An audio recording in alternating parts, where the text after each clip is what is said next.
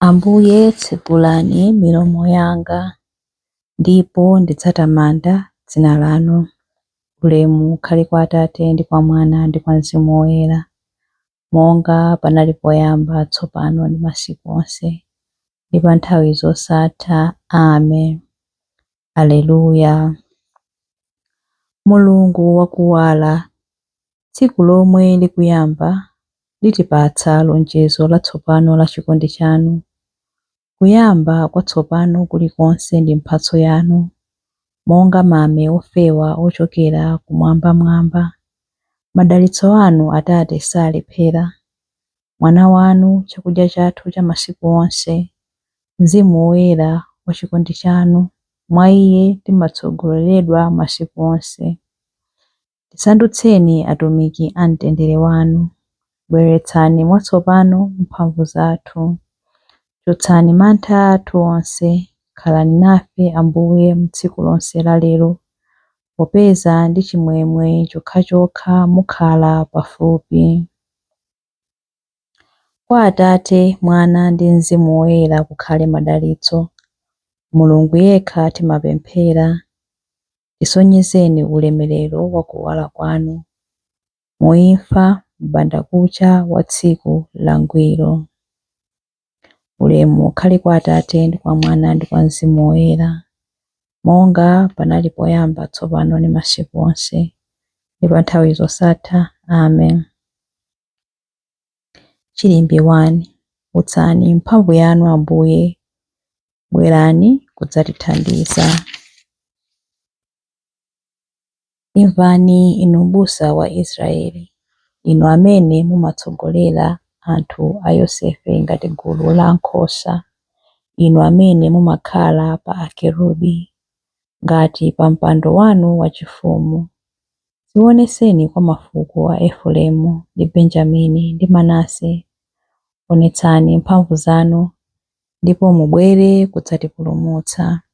Inu Mulungu, tibwenzereni mwakale. Mutionetse nkhope yanu yokondwa, ndipo ife tidzapulumuka. Inu chauta, Mulungu wamphamvu zonse, mudzakwiyira mapemphero a anthu anu mpaka liti? Mwawadyesa chisoni ngati chakudya, mwawapatsa misonzi ngati chakumwa, mwawasandutsa chinthu chonyozeka kwa anzathu a mitundu ina. Ndipo adani athu akakhala pamodzi amangotiseka. Inu Mulungu wamphamvu zonse, tibwenzereni mwakale. Mutionetse nkhope yowala kuti ife tipulumuke. Mudatulutsa mpesa wanu Israeli m'dziko la Igupto. Mudapirikitsa mitundu ina ya anthu kuti mudzale mpesawo. Mudawulimira m'munda mpesawo. Udamera mizu yozama, nuzaza m'dzikolo. Mapiri adaphimbidwa ndi mthunzi wake, mikunguza yayikulu yomwe idaphimbidwa ndi nthambi zake. Nthambizo zidafika mpaka ku nyanja yayikulu ya kuzambwe, ndipo mphukira zake mpaka ku mtsinje waukulu wa kuvuma. Nanga chifukwa chiyani mwagumula mpanda wake, kuti opita njira zithyola nawo zipatso zake? Nguluwe za mu nkhalango zimawuwononga, ndipo zonse zoyenda mthengo zimawudya. Mutembenukirenso kwa ife, inu Mulungu wamphamvu zonse. Muyang'ane inu wokhala kumwamba, ndipo muone. Samalani mpesawo, mtengo woyambirira, umene inu mudawudzala ndi dzanja lanu lamanja. Adani athu awutentha awugwetsa pansi. Ayang'aneni iwo mokwiya ndi kuwawononga. Koma ndi dzanja lanu muteteze anthu amene mudawasankha, anthu amene inu nomwe mwawalimbikitsa kuti akutumikireni. Tsono sitidzakusiyaninso, tipatseni moyo, ndipo tidzatama dzina lanu mopemba. Inu chauta, Mulungu wamphamvu zonse, tibwenzereni mwakale. Mutionetse nkhope yowala kuti ife tipulumuke. Ulemu ukhale kwa Atate ndi kwa Mwana ndi kwa Mzimu Woyera, monga panali poyamba, tsopano ndi masiku onse, ndi pa nthawi zosatha. Amen. Utsani mphamvu yanu Ambuye, bwerani kudzatithandiza. Chilimbi 2.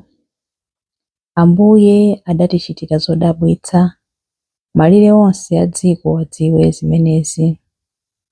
Tsiku limenelo aliyense mwa inu adzati, ndikukuthokozani inu chauta, popeza ngakhale mudandipsera mtima, mkwiyo wanu udaleka ndipo mwandilimbitsa mtima. Zoonadi, Mulungu ndiye mpulumutsi wanga, ndidzamukhulupirira Iye ndipo sindidzaopa, pakuti chauta ndiye mphamvu zondilimbitsa, ndiye amene ndimamuyimbira, ndiye mpulumutsi wanga. Mudzakondwera pokatunga madzi mzitsime zachipulumutso. Tsiku limenelo mudzati, thokozani chauta, tamandani dzina lake, mulengeze ntchito zake mpaka pa mitundu ya anthu. Mulalike kuti dzina lake ndi lopambana. Imbirani chauta nyimbo zotamanda, popeza wachita zazikulu, zimene zidziwike pa dziko lonse lapansi. Fuwulani ndi kuyimba mokondwa, inu anthu a ku Ziyoni, popeza woyera uja wa Israeli ndi wamkulu pakati panu. Ulemu ukhale kwa Atate ndi kwa Mwana ndi kwa Mzimu Woyera, monga panali poyamba, tsopano ndi masiku onse, ndi pa nthawi zosatha. Amen. Ambuye adatichitira zodabwitsa, malire onse a dziko adziwe zimenezi. Chilimbi 3. Imbirani ndi chimwemwe Ambuye amphamvu zonse. Kwezani mawu kuyimbira Mulungu, amene ali mphamvu zathu. Fuwulani ndi chimwemwe kwa Mulungu wa Yakobe. Yambani nyimbo, imbani ng'oma, pamodzi ndi pangwe wolira bwino ndi zeze. Imbani lipenga, mwezi ukaoneka chatsopano, ukaoneka kwathunthu pa tsiku lathu la chikondwerero. Pakuti ndilo lamulo lokhalira Israeli, lochokera kwa Mulungu wa Yakobe. Adalipereka lamulolo kwa zidzukulu za Yosefe pamene tinkatuluka m'dziko la Igupto. Ndikumva liwu limene sindidalimve ndikale lonse lakuti, ndidakutulani katundu wa pamapewa panu, manja anu ndidawachotsera ntchito yonyamula madengu. Pamene munali m'mavuto mudandiyitana, ine kukupulumutsani. Ndidakuyankhani ndili wobisika m'bingu, ndidakuyesani ku madzi a Meriba aja.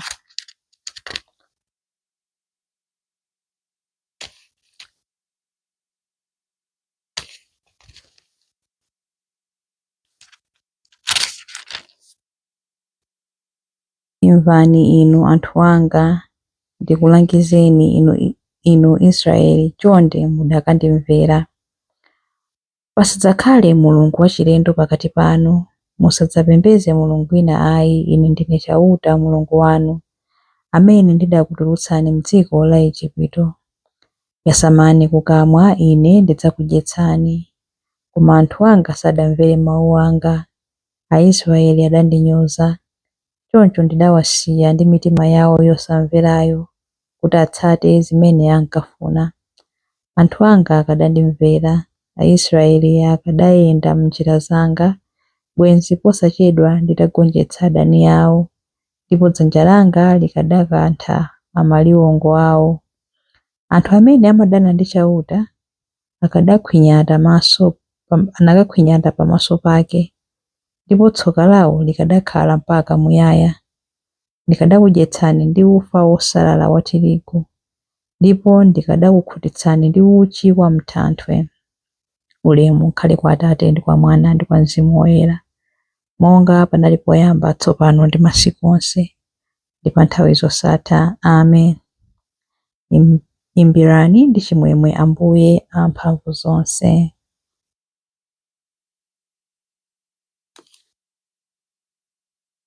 Mawu a Mulungu. Mawu akuchokera m'buku la Yesaya 62 verse 11 mpaka na 12a. Muuze anthu a ku Yerusalemu kuti chipulumutso chanu chikubwera, chauta kubwera ndi mphotho yake, akubwera nazo zokuyenererani. Mudzatchedwa anthu opatulika a Mulungu, anthu amene chauta wawapulumutsa. Mawu a Ambuye. Tithokoze Mulungu. Chiyankho. Anthu onse adzadalitsidwa mwa Iye, abambo ndi amayi a mitundu yonse. Anthu onse adzadalitsidwa mwa Iye, abambo ndi amayi a mitundu yonse. Mafuko onse adzavomereza ulemerero wake, abambo ndi amayi a mitundu yonse. Ulemu ukhale kwa Atate ndi kwa Mwana ndi kwa Mzimu Woyera. Anthu onse adzadalitsidwa mwa Iye, abambo ndi amayi a mitundu yonse. Chilimbi cha nyimbo ya Zakariya. Anthu onse atatenga mphatso zawo adzabwera kuchokera ku mayiko akutali. Aleluya. Adalitsike Ambuye Mulungu wa Israeli, wadzayendera anthu ake ndi kuwawombola. Watiukitsira ife mpulumutsi wamphamvu, nyumba ya Davide mtumiki wake, monga adalonjezera ndi milomo ya anthu oyera, iwo amene adali aneneri pa nthawi yakale.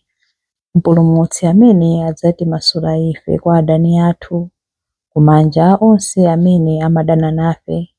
Choncho chikondi chake pa makolo athu chakwaniritsidwa, ndiponso pangano chake choyera chakumbukiridwa. Adalumbira kwa Abrahamu atate athu kuti adzatilola ndi ufulu kumantha ndi kupulumutsidwa m'manja mwa adani athu, kuti tithe kumutumikira Iye mkuyera ndi mwachilungamo masiku onse a moyo wathu pamaso pake. Kwa iwe mwana wang'ono, udzayitanidwa mneneri wa Mulungu wamwambamwamba. Udzapita mtsogolo mwa Ambuye kuti ukakonze njira zake Iye asanabwere, kuti akadziwitse anthu ake za chipulumutso chawo kudzera mu chikhululukiro cha machimo awo onse.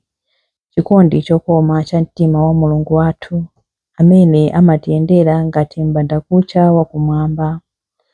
Adzapasa kuwala iwo amene ali mdima, iwo amene akukhala mu mthunzi wa imfa, ndi kutitsogolera ife m'njira ya mtendere. Ulemu ukhale kwa Atate ndi kwa Mwana ndi kwa Mzimu Woyera, monga panali poyamba, tsopano ndi masiku onse, ndi pa nthawi zosatha. Amen.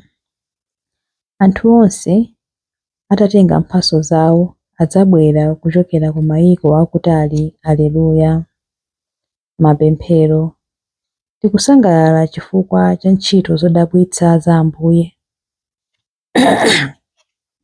chifukwa atipatsa chiyembekezo kudzera kubadwa kwa mwana wake. Tiyeni tonse tifuwule mokondwa. Ulemu ukhale kwa Mulungu kumwambamwamba. Pamodzi ndi angelo, atsogoleri athu akale ndi aneneri, tikutamanda Ambuye. Ulemu ukhale kwa Mulungu kumwambamwamba. Pamodzi ndi Mariya Virigo ndi amayi a Mulungu, ndi mitima yathu yonse, tikulengeza za ukulu wanu Ambuye. Ulemu ukhale kwa Mulungu kumwambamwamba. Pamodzi ndi atumwi ndiponso alaliki, tikuthokoza Ambuye. Ulemu ukhale kwa Mulungu kumwambamwamba. Pamodzi ndi amartiri oyera onse, tikupereka matupi athu odzozedwa kwa inu monga anthu osautsidwa. Ulemu ukhale kwa Mulungu kumwambamwamba. Pamodzi ndi mboni zanu zonse zoyera za mpingo, tikupereka kwa inu miyoyo yathu ndi chikhulupiriro chozama. Ulemu ukhale kwa Mulungu kumwambamwamba. Ulemu ukhale kwa Mulungu kumwambamwamba pamene tikupemphera kuti: Atate athu muli kumwamba, dzina lanu liyeretsedwe, ufumu wanu udze, kufuna kwanu kuchitidwe, monga kumwamba choncho pansi pano. Mutipatse ife lero chakudya chathu cha lero. Mutikhululukire ife zochimwa zathu, monga ifenso takhululukira adani athu.